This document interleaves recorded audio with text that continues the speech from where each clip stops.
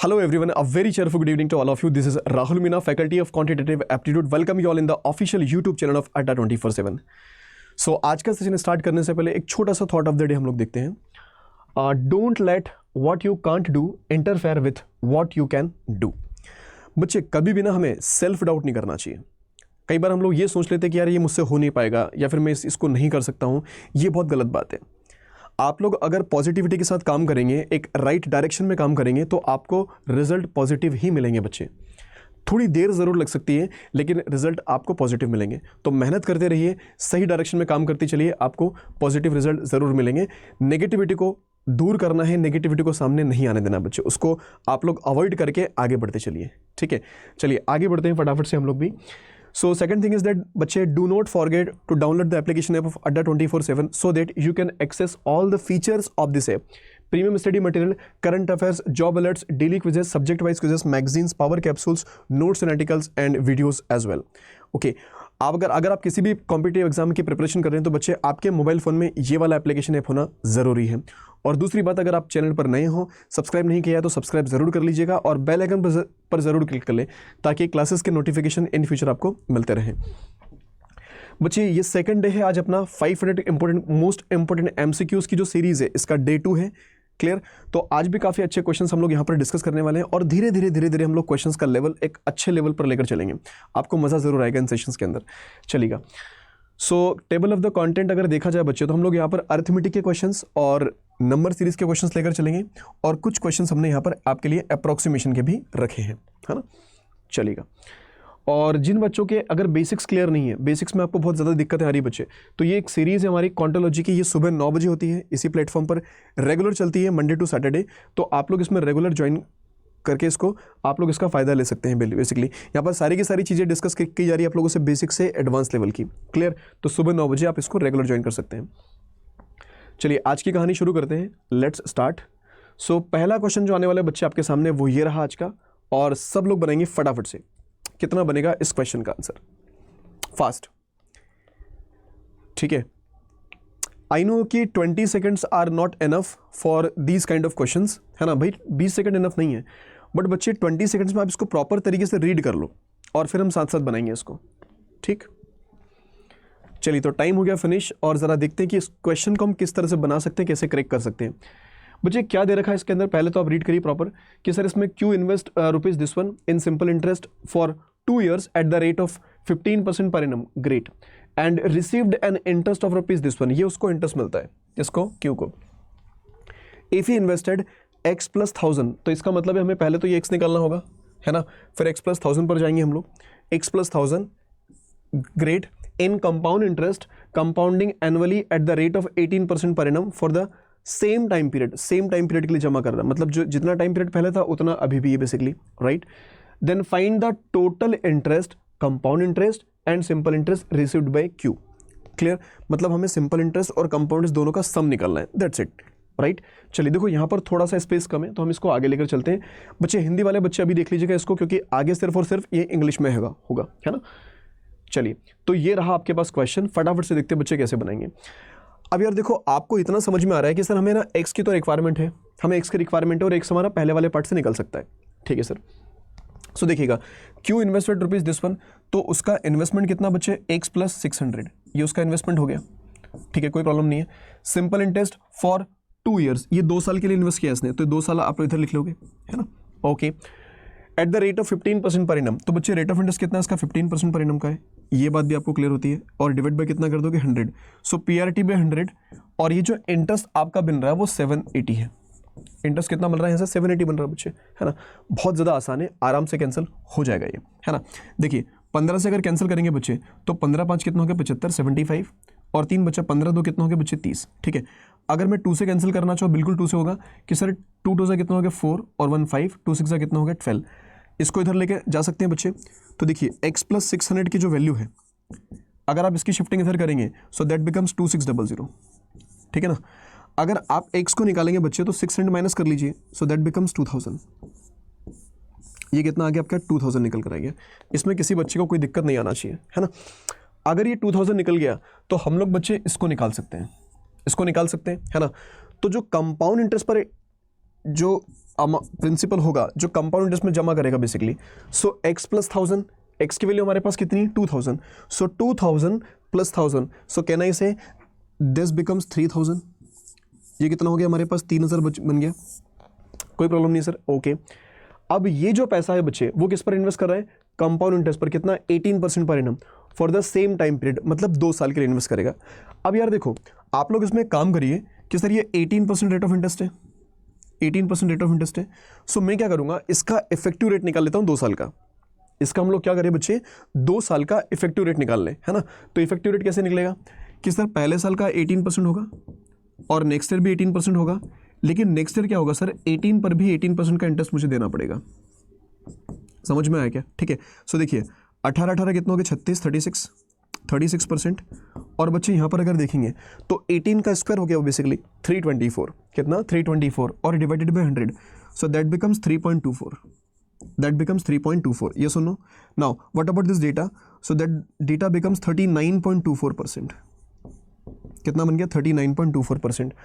अब ये 39.24% मुझे किस पर निकालना है, किस पर निकालना मुझे, सर ये जो डेटा है मुझे निकालना होगा सिर्फ और सिर्फ किसके ऊपर, किसके ऊपर निकालेंगे सर, इसको हम लोग इसको निकालेंगे 3000 के ऊपर, है ना। तो आपको क्या करना है यहाँ पर कि सर 39.24% मैंने निकाल दिया यहाँ से, है ना। तो यही तो हमारा कंपाउंड इंटरेस्ट निकल जाएगा, यही हमारा क्या बन जाएगा बच्चे, कंपाउंड इंटरेस्ट निकल गया यहाँ से, है ना। ठीक है, तो बस इसको सॉल्व कर लीजिए फटाफट से। आप इसको पॉइंट को रिमूव करके 00 लगा सकते हैं, कोई प्रॉब्लम नहीं है। 2 0 से 2 0 कैंसिल होगी, 1 0 से 1 0 में और कैंसिल कर सकता हूँ, है ना। अभी 3 का मल्टीप्लिकेशन तो करना है यार। तो देखो 3 4 कितना हो गया बच्चे 12, 1 बचा, 3 2 6 और कितना हो गया 7, 3 9 कितना हो गया 27, फिर आपके पास 2 बचा, ठीक है। 3 3 9 10 और 11 ये आ गया आपके पास। और 10 की वजह से एक पॉइंट इधर लग जाएगा, 10 की वजह से एक पॉइंट आपका इधर लग जाएगा। बात समझ पा रहे हो, ठीक है। अब आपको ना टोटल इंटरेस्ट निकालना था बच्चे। तो टोटल इंटरेस्ट की अगर हम बात कर लें, किसकी बात कर लें, अगर टोटल इंटरेस्ट की बात कर लें, देखो कंपाउंड इंटरेस्ट कितना बना आपके पास 1177.2, ठीक है। और सिंपल इंटरेस्ट हमारे पास कितना था 780, सिंपल इंटरेस्ट हमारे पास कितना था बस बच्चे 780 था, ठीक है। अब यार बस इन दोनों का एडिशन ही तो करना ना, एडिशन कर लीजिए आप लोग फटाफट से। तो सर ये बन गया हमारे पास कितना 2, ये बन गया 7, 7 2 14 कितना हो गया 15, फिर एक बचा 7 8 और कितना हो गया 9 और बचा 1, मतलब 1957.2, 1957.2। दैट मीन्स कि आपका आंसर कौन सा बनेगा बच्चे, 4th one is the right answer, 4th one is the right answer. समझ पा रहे हो सभी लोग, ठीक है। ईजी है, टफ तो बिल्कुल नहीं है ना। तो हम लोगों ने यहाँ से x का वैल्यू निकाला है, उस x को आपने यहाँ पर ऐड किया तो ये प्रिंसिपल निकल गया कंपाउंड इंटरेस्ट के लिए, है ना। और कंपाउंड इंटरेस्ट निकालना था इसके ऊपर, रेट ऑफ इंटरेस्ट कितना था 18% 2 साल के लिए। तो 18% 2 साल का है तो आपने इसका इफेक्टिव निकाल लिया। तो इफेक्टिव रेट कितना बना इसका, आपका बन गया 39.24। अब 39.24% आपको कैलकुलेट करना है किस पे 3000 पे, वहीं आपका कंपाउंड इंटरेस्ट होगा। तो कंपाउंड इंटरेस्ट निकाला आप लोगों ने कितना 1177.2। क्लियर। अब आपसे क्या पूछा था उसने कि टोटल इंटरेस्ट बताना है कंपाउंड प्लस सिंपल। तो कंपाउंड इतना है, सिंपल इतना है, आंसर कितना बना 1957.2। क्लियर। चलिए आगे बढ़ते हैं अगले क्वेश्चन की तरफ। नेक्स्ट क्वेश्चन बच्चे आपके सामने ये रहा, फटाफट से देखिए, ट्राई करिए।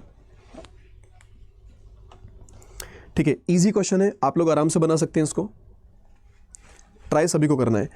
ये आपके आरबीआई ग्रेड बी के लिए काफ़ी इंपॉर्टेंट क्वेश्चन है बच्चे। हमेशा ये मत सोचिएगा कि सर हमेशा टफ लेवल के क्वेश्चन से आएंगे कि आरबीआई ग्रेड बी में, नहीं, इस लेवल के क्वेश्चंस भी आपको देखने को मिलेंगे, है ना। तो हमें हर लेवल को कवर अप करना है। पूरे 500 क्वेश्चंस की सीरीज़ है तो काफ़ी कुछ कवर होगा इसमें। चलिए, सो उम्मीद करेंगे काफ़ी लोगों ने इस क्वेश्चन को बनाने की कोशिश की है और वो उन्होंने बनाया भी है इसे। सो ये क्वेश्चन आपका कौन सा बच्चे, ट्रेन वाले पार्ट से, ज़रा ध्यान से देखिए। Length of train A and train B are in the ratio this one, great, respectively train A takes 16 seconds to cross 240 meter long platform, train B takes 20 seconds to cross a tree and 25 seconds to cross a bridge. Great.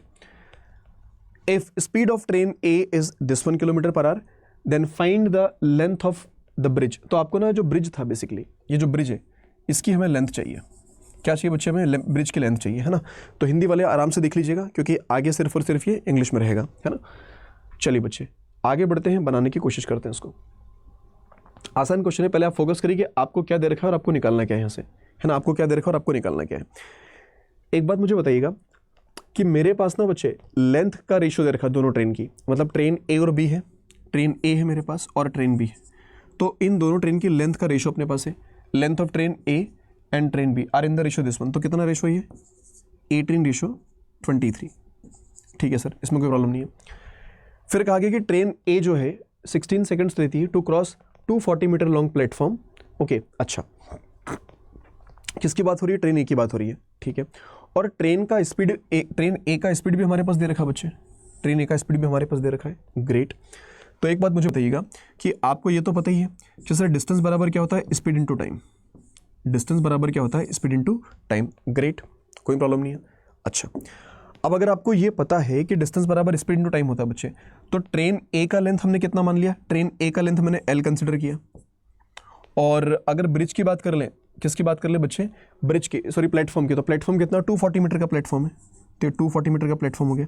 मतलब जब train इस bridge को cross करेगी, platform को cross करेगी, तो वो इतना डिस्टेंस ट्रेवल करेगी। ठीक, अब स्पीड कितनी है बच्चे उसकी, तो स्पीड आपके पास कितनी 135 है, लेकिन इसको मीटर पर सेकंड में चेंज करेंगे तो 5/18 से मल्टीप्लाई कर सकते हैं आप लोग। नाइस। टाइम कितना लग रहा है दोस्त, टाइम लग रहा है इसको 16 सेकंड्स, तो सर ये 16 सेकंड्स लग रहे हैं। ठीक है ना, चलो सॉल्व कर लीजिए इसको। तो सर जी अगर मैं इसको सॉल्व करना चाहूँ, है ना, अगर इसमें सॉल्व करना चाहूँ तो बड़े आराम से सॉल्व कर सकते हो, कोई दिक्कत वाली बात नहीं है। या तो 18 से डायरेक्ट कैंसिल कर दो, इसको क्या कर दो, 18 से डायरेक्ट कैंसिल कर दो। और वैसे अगर नहीं बनता है तो फिर आप 9 से कैंसिल करिए कि सर 9 2 कितना हो गया, 18 हो गया। और फिर 9 से मैं कैंसिल करूँगा, 9 से एक बार जाएगा, 9 और 1 10 और 4, मतलब 9 5 कितना हो गया, 45। ठीक है, हाँ 9 5 कितना होगा, 45 ना, 9 5 टाइम्स, इसको कितना बोलेंगे हम लोग, 9 5 टाइम्स, इसमें भी दिक्कत नहीं है। फिर 2 से कैंसिल करेंगे तो 2 8 कितना हो गया बच्चे, 16। ठीक, अब देखो 8 5 कितना हो गया, 40, मतलब 40, और 15 4 कितना बनेगा, 60, मतलब 600, राइट। तो आपकी जो लेंथ निकल कर आएगी बच्चे वो कितनी हो जाएगी सर, 600, तो वो बनेगा, और उसमें से मुझे 240 माइनस कर देना है। तो अगर आप लेंथ की बात करोगे तो ये कुल मिलाकर कितना है, देखो 600 में से आपको 200 माइनस करना, मतलब 400 बचा आपके पास। उस 400 में से 40 और माइनस कर लीजिए, 400 में से अगर 40 गया आपके पास तो आप बोलेंगे 360 बचा मेरे पास। सर ये कितना बना, 360 बचा। अब ये जो लेंथ है ना बच्चे, वो किसकी, ट्रेन ए की लेंथ है। ये किसकी लेंथ है, ट्रेन ए की लेंथ है। बात समझ रहे हो ना।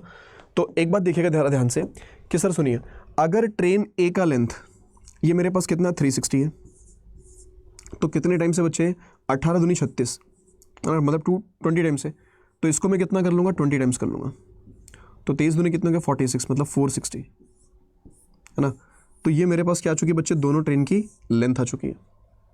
क्या कोई दिक्कत है इतने में? आई डोंट थिंक कि आपको किसी को कोई दिक्कत परेशानी इसमें होना चाहिए, इतने में, इतने पार्ट में कोई दिक्कत आपको नहीं होना चाहिए। ठीक है, क्लियर बात। चलो अब आगे आपसे क्या कहा गया था बच्चे, अब आप यहाँ पर आ जाइएगा।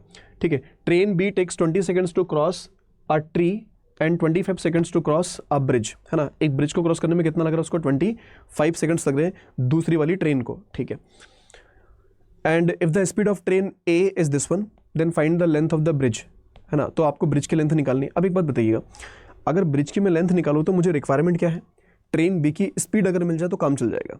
ट्रेन बी की स्पीड अगर मिल जाए तो काम चल जाएगा ना। अच्छा, तो सर ट्रेन बी की स्पीड कैसे निकाल सकते हैं, आपको पता है कि डिस्टेंस बराबर स्पीड इनटू टाइम है बच्चे।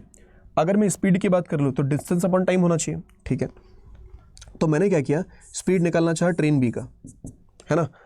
अब बच्चे देखो डिस्टेंस, तो जब ये एक ट्री को क्रॉस करेगी, ट्री को क्रॉस करना मतलब खुद को क्रॉस करना, ट्री को क्रॉस करना मतलब खुद को क्रॉस करना, है ना। तो ट्रेन बी की लेंथ कितनी, 460 है। ओके ओके, कोई दिक्कत नहीं है ना। उसके अलावा अगर मैं टाइमिंग की बात करूं बच्चे, टाइमिंग कि टाइम कितना लग रहा है, तो टाइम इसको 20 सेकंड लग रहे हैं सिर्फ। कितने लग रहे हैं, 20 सेकंड्स। तो आप बोलेंगे सर ये तो 20 सेकंड्स लग रहे हैं, है ना। तो ये दोनों कैंसिल हो जाएंगे आपस में। ये कितना आ गया आपके पास में, 2 2 4 और 2 3 6, तो 23 मीटर पर सेकंड। बताओ ये क्लियर है ना। तो ये हमारे पास क्या निकल करेगी बच्चे, ट्रेन बी का स्पीड 23 मीटर पर सेकंड, है ना। वापस से आ जाइए आप लोग सेम फॉर्मेट में कि सर डिस्टेंस बराबर क्या होता है, स्पीड इनटू टाइम। डिस्टेंस बराबर क्या हो गया, स्पीड इनटू टाइम। देखो आराम से कर रहे हैं सब चीज़ें, ठीक है। सो अब क्या करना है, उसको ब्रिज को क्रॉस करना है। किसको, ट्रेन बी को। तो ट्रेन बी अगर ब्रिज को क्रॉस कर रही है तो आपने बोला कि ट्रेन बी का लेंथ कितना सर, 460, और उस ब्रिज का लेंथ अपन ने बी मान लिया, है ना।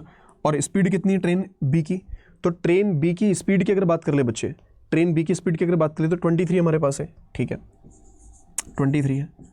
और अगर हम टाइमिंग की बात कर ले बच्चे, तो टाइम कितना लग रहा है, 25 सेकंड्स लग रहे हैं उसको क्रॉस करने में। 25 सेकंड्स लग रहे हैं सर इसको क्रॉस करने में, कोई प्रॉब्लम नहीं है ना। बस इनको सॉल्व करना बड़ा आसान है, इनको सॉल्व करना बड़ा आसान है, तो मुझे बी निकालना है। तो पहले तो इन दोनों को मल्टीप्लिकेशन होगा। अब मल्टीप्लिकेशन करने के 2-3 तरीके बन सकते हैं। कैसे कि सर 23 और 25 है, तो 23 और 25 या तो डायरेक्ट कर दो, या फिर दो कैसे हैं, कॉन्जिक्यूटिव ऑड नंबर से। तो इनका मिडिल नंबर कौन है बच्चे, 24। इनका मिडिल नंबर कौन है, 24। तो 24 से एक ज़्यादा है, 24 से एक कम है, तो क्या करेंगे आप लोग, 24 का स्क्वायर माइनस 1, 24 का स्क्वायर माइनस 1।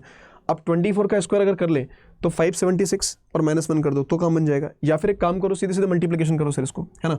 तो 25 3 कितना हो गया बच्चे, 25 3 कितना हो गया, 75, मतलब 5, ठीक है। 7 बचा आपके पास, राइट। 25 2 कितना हो गया, 50 और 7 मतलब कितना, 57, है ना।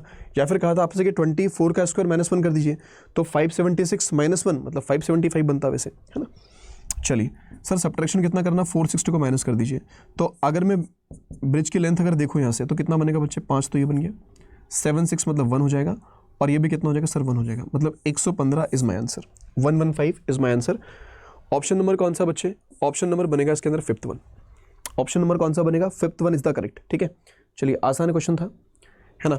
आगे मूव करेंगे अगले क्वेश्चन की तरफ। अगर डाउट हो किसी को तो प्लीज़ पूछ लीजिएगा सभी लोग। नेक्स्ट आपके पास ये रहा, फटाफट से बनाइएगा इसको, एक अच्छा क्वेश्चन है, सब लोग बनाएंगे, ठीक है। एक सिंपल क्वेश्चन है और आराम से डील कर सकते हैं आप लोग, आराम से रीड करिएगा इसको प्रॉपर तरीके से। कई बार बच्चे हम क्वेश्चन को ना गलत रीड कर लेते हैं, उस वजह से गलती हो जाती है हम लोगों की, ठीक है। चलो सो टाइम हो चुका है फिनिश, ज़रा बनाने की कोशिश करते हैं इसको। क्या दे रखा है इसमें, सो बच्चे आपसे कहा गया है कि P and Q together can do a work in 25 days, ठीक है। Q and R together can do 60% of the work in 24 days, ये भी ठीक है। फिर कहा गया R and P together can do 2/5 of the work in 12 days, ये भी ठीक है। देखो एक बात मुझे बताइएगा, आपको इनका तो पता है कि ये P और Q जो है, P और Q है ना, ये कितने डेज में फिनिश करें, 25 डेज में फिनिश करते हैं, टोटल वर्क कितना, टोटल वर्क, ठीक। अब यहाँ पर कहा गया Q और R ये 60% वर्क, तो 60% का मतलब क्या बनेगा बच्चे कि 20 3 60 और 20 5 कितना हो गया 100। भाई 60% को अपन क्या लिख सकते हैं, 23 टाइम्स 25 टाइम्स। ये बात समझ में आती है सभी को कि क्या मैं जो 60% का डेटा है उसको 3/5 लिख सकता हूँ। अब 3/5 वर्क कितने डेज में फिनिश कर रहे हैं बच्चे, 24 में। 24 में कौन किस किस की बात हो रही है, ये बात हो रही है Q प्लस R की। किसकी बात हो रही है बच्चे, Q प्लस R की। तो अगर टोटल वर्क का टोटल टाइम निकालो इस काम को कंप्लीट करने में, तो 3 से कितनी बार गया बच्चे, 8 बार, और 5 8 कितना हो गया 40। तो क्या ये बात समझ में आ रही है आप सभी को कि सर इनको 40 डेज लग जाएंगे टोटल काम को फिनिश करने में, ओके। अगर 3/5 वर्क में 24 डेज लग रहे हैं तो टोटल वर्क में टाइम कितना लगेगा, तो बच्चे इसको आप रिवर्स करके मल्टीप्लाई कर दोगे ना, तो 3 8 24, 5 8 कितना हो गया 40, डन है। अब दूसरा वाला पार्ट देखिएगा, एंड R एंड P। तो अगर आप R एंड P की बात कर लेंगे बच्चे, R and P can do 2/5 of the work, कितना वर्क करना है इनको, 2/5 करना है, और 2/5 करने में टाइम कितना लग रहा है बच्चे, 12 डेज का लग रहा है। अगर 2/5 में 12 डेज लग रहे हैं तो टोटल में कितना लगेगा, तो आप बोलेंगे सर 2 6 कितना हो गया 12, और 6 5 कितना हो गया 30, तो 30 डेज लग जाएंगे। ये बात भी क्लियर है, इतने में कोई प्रॉब्लम नहीं है कि ये निकल गया ये निकल गया, है ना। तो हम लोगों ने यहाँ से लेके यहाँ तक के क्वेश्चन को बना लिया एक तरह से, है ना। वहाँ से लेके वहाँ तक के क्वेश्चन को अपन ने बना लिया। आगे क्या कहा गया आप लोगों से, if P and R together and Q work alternatively, मतलब P और R तो एक साथ आएंगे और फिर Q भी आएगा, ऑल्टरनेटिवली काम कर रहेंगे, then find the minimum number of days taken to complete the whole work. पूरे काम को कंप्लीट करने में कम से कम कितना टाइम लगेगा, है ना। चलिए तो बनाते हैं इसको आगे, थोड़ा सा ये ध्यान रखिएगा बच्चे, है ना, क्योंकि आगे ये सिर्फ हिंदी में इंग्लिश में रहेगा, हिंदी में नहीं होगा। सो आगे अगर प्रोसीड करें तो ये रहा आपके पास क्वेश्चन। सबसे पहले P and Q, तो बच्चे P प्लस Q ये कितने डेज में काम को कंप्लीट करें, 25 डेज में। कितने डेज में कंप्लीट करें, 25 डेज में, ये बात क्लियर है। फिर Q प्लस R, अगर मैं कहूँ आपसे Q प्लस R ये कितने डेज में काम को कंप्लीट करेंगे, तो बच्चे अपन ने अभी निकाला है कितने डेज में करेंगे सर, ये 40 डेज में करेंगे। ये कितने डेज में करेंगे, 40 डेज में करेंगे। ये बात समझ में आई सभी को, कोई तकलीफ तो नहीं किसी को, है ना। चलिए उसके अलावा कहा गया आप लोगों से क्या कि R एंड P, कौन, R एंड P। तो R एंड P का दे रखा बच्चे 2/5 करते हैं 12 डेज में, तो 2/5 अगर 12 डेज में फिनिश किया तो टोटल कितने में फिनिश करेंगे, 30 डेज में। तो टोटल कितने में फिनिश करेंगे सर, 30 डेज में फिनिश कर देंगे, कोई प्रॉब्लम नहीं तुम्हें, है ना, ठीक है। अब यार देखो इसके बाद में आपको क्या करना है, इसका निकालना है एलसीएम। क्या निकालना है आपको, इसका एलसीएम निकालना है, ठीक है। एलसीएम निकालेंगे तो हमारे पास क्या हमारे पास क्या निकल कर आएगा, टोटल वर्क बनेगा बच्चे, क्या निकल कर आएगा, टोटल वर्क बनेगा, है ना, ठीक है। तो एलसीएम निकालने में बहुत सारे तरीके हैं। जैसे आपने क्या करना है एलसीएम के लिए कि सबसे पहले अपन 40 और 30 का निकाल लेते हैं। किसका निकाल लेते हैं, 40 और 30 का निकाल लेते हैं बच्चे, है ना। तो ये तो बड़े आराम से निकल जाएगा। इन दोनों का रेशियो अगर निकालेंगे आप लोग तो ये 4 और 3 आ जाएगा, क्रॉस मल्टीप्लाई कर दो तो 4 3 कितना हो गया, 12 मतलब 120, तो 120 तो इनका हो गया। अब अगर 25 के साथ इसको निकालना है तो फिर से निकालो इसका एलसीएम, ठीक है। तो आप लोग पहले रेशियो निकालो बच्चे, 5 से कैंसिल कर लें तो ये 5 बार चले जाएगा, और 5 2 कितना हो गया, 10, है ना, 10 हो गया, और 5 4 कितना हो गया, 20। अब कुछ कॉमन है इसमें, नहीं है, तो फिर से क्रॉस मल्टीप्लाई कर दें आप इसको। क्या किया आपने, पहले इनका एलसीएम निकाला 40 और 30 का, तो रेशियो निकाला आपने 4 और 3, क्रॉस मल्टीप्लाई कर दो तो वही आपका एलसीएम बन गया। फिर आपने देखा 120 और 25, तो इनका एलसीएम कैसे निकलेगा, वापस से रेशियो निकालो पहले, फिर क्रॉस मल्टीप्लाई कर दो तो 12 5 कितना हो गया बच्चे, 60, मतलब कितना, 600। So your LCM must be 600। LCM कितना आ गया, 600 आ गया आपके पास, ठीक है सर। अब अगर एफिशिएंसीज देखें बच्चे, इनकी एफिशिएंसीज, तो पी और क्यू की अगर देखोगे तो 25 से इसको डिवाइड करना है। क्या करना है, 25 से इसको अपने को डिवाइड करना है, ठीक है। तो 25 2 कितना हो गया बच्चे, 50, 25 2 कितना हो गया 50, और 25 4 कितना हो गया 100, कहानी खत्म। अगर 40 की बात कर लें तो 0 तो कैंसिल हो गया आपके पास में, और 15 4 कितना बनेगा, 60 बनेगा, तो ये 15 आ जाएगा। और अगर मैं इसकी बात कर लूँ तो 3 से कैंसिल हो गया, 3 दूनी कितना हो गया, 6, मतलब ये 20 आ जाएगा, है ना। तो ये हमारे पास क्या हो जाएगी बच्चे, इन तीनों की एफिशिएंसी अलग अलग फॉर्मेट में। इतनी बात समझ पा रही सभी को, है ना।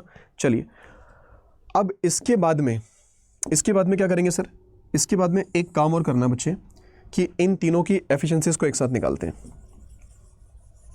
इसको तरफ कर दें उसे, है ना। इन तीनों की एफिशिएंसी मतलब इन सबको जोड़ेंगे तो बच्चे P plus Q plus R। अब ये सारे के सारे क्या ना, डबल डबल है, तो इसको 2 लिख लेंगे इस तरह से। ये सारे के सारे क्या, डबल डबल है। और जब मैंने इनका एडिशन कर लिया, है ना, तो देखिएगा 20 और 20 कितना हो गया, 40 50, मतलब कुल मिलाकर कितना बना, 59। तो बच्चे ये हो गया हमारे पास कितना, 59। और अगर सिर्फ और सिर्फ P Q और R की ही एफिशिएंसी हमें निकालनी है तो इसको डिवाइड कर लेंगे। तो 2 2 से कितना हो गया, 4 हो गया, एक 5 बचेगा, 2 9 से कितना हो गया, 18, फिर पॉइंट लग गया, 2 5 से कितना हो गया, 10, मतलब 29.5। क्या हो गया, 29.5 हमारे पास इन तीनों की एफिशिएंसी आ चुकी है। क्लियर। अब बच्चे काम किस किस से कराना है आपको, तो उसने कहा है आप लोगों से कि P एंड R टुगेदर, कौन कौन P एंड R टुगेदर। तो यहाँ पर हमें कहानी करनी है क्या, P एंड R टुगेदर। तो भाई साहब ये दोनों एक साथ काम करेंगे, P and R together, okay. And Q और Q, और ये कैसे काम कर रहे हैं, ऑल्टरनेट में काम कर रहे हैं, मतलब ये PR आएगा, फिर P प्लस R इधर आएगा, है ना, फिर ये Q आ जाएगा आपके पास, और इस तरह का सीक्वेंस आगे कंटिन्यू चलेगा। तो हमें एफिशिएंसी किस किस की निकालनी है, P और R की। तो बच्चे P एंड R, तो इन दोनों की एफिशिएंसी हम जानते हैं। तो P और R की एफिशिएंसी कितनी बच्चे, 20। तो यार ये तो एक दिन में कितने करेंगे, 20 वर्क फिनिश कर देंगे, 20 वर्क पर डे। क्लियर। हमें Q के बारे में कोई आइडिया नहीं है, तो आप क्या करोगे पहले कि Q का एफिशिएंसी निकाल लेते हैं सर, है ना। तो सर जी Q का एफिशिएंसी कैसे निकालें, तो एक काम कर सकते हैं, P और R की जो एफिशिएंसी इसको माइनस कर दें तो अपने पास Q का एफिशिएंसी निकल कर आएगा। तो P और R, तो P और R की एफिशिएंसी कितनी सर, 20, तो 20 को अपन यहाँ से माइनस कर लेंगे, है ना। तो अपने पास Q का एफिशिएंसी निकल जाएगा। तो देखिए 20 अगर माइनस किया और Q की मैंने एफिशिएंसी अगर निकाली बच्चे, तो 20 माइनस करने पर कितना आएगा, 9.5 आएगा। कितना आएगा, 9.5 आएगा। बात समझ पा रहे हो आप लोग, ठीक है। तो 9.5 किसकी एफिशिएंसी आ गई हमारे पास बच्चे, ये 9.5 आ गई हमारे पास Q की एफिशिएंसी, ठीक है। तो अब क्या है कि ये दोनों मिलकर 20 काम करते हैं, ये अकेला 9.5 काम करता है, और यही सीक्वेंस आगे भी फॉलो होगा। तो कितने दिन के बाद में रिपीटेशन हो रहा है यहाँ पर, 2 दिन के बाद।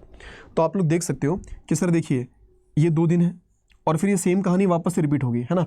और ऐसा कब तक चलेगा कि भाई पूरा काम अपना कंप्लीट हो जाए। तो आपने ये देखो कि इन 2 डेज़ के अंदर ये जो 2 दिन अपने पास है ना, 2 डेज़, तो इन 2 दिनों में काम कितना हुआ है बच्चे, तो 20 + 9 दिस वन, तो 29.5 वर्क हुआ है।